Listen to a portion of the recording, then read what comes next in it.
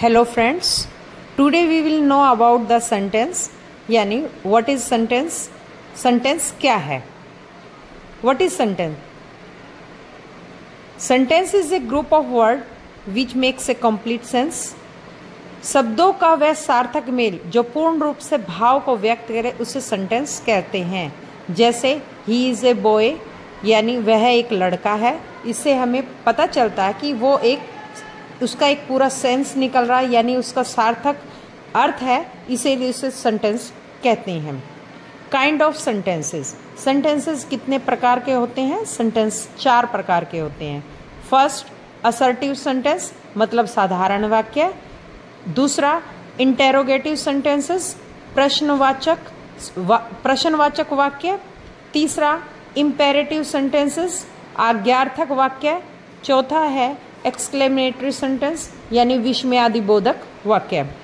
पहले हम जानेंगे असर्टिव सेंटेंस के बारे में यानी साधारण वाक्य के बारे में। साधारण कथन को असर्टिव सेंटेंस कहते हैं।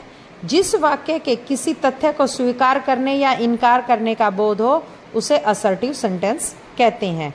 असर्टिव सेंटेंस 2 प्रकार के होते हैं, अफर्मेटिव और नेगेटिव। यानी ही इज ए बॉय और he is not a good boy. जब स्वीकारात्मक है ही इज ए बॉय तो इसे अफर्मेटिव सेंटेंस कहा जाता है।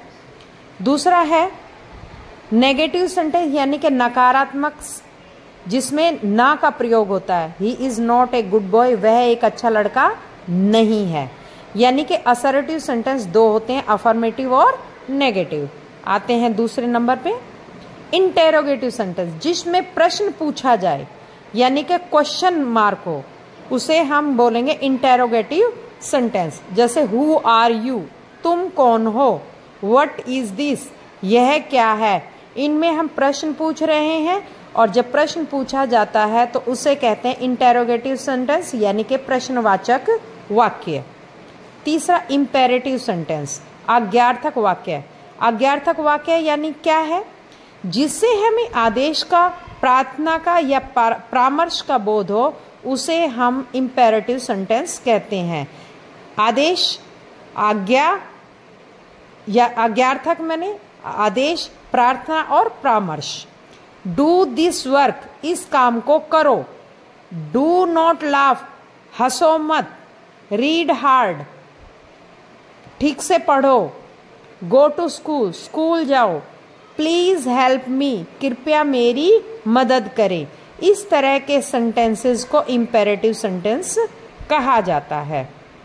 अगला आते हैं चौथे पे, एक्सक्लेमेटरी सेंटेंस विस्मयादिबोधक। जिस वाक्य से बहुत खुशी, बहुत गम या बहुत आश्चर्य, घृणा का बोध हो उसे हम एक्सक्लेमेटरी सेंटेंस कहते हैं। इसमें एक्सक्लेमेशन साइन का प्रयोग होता है।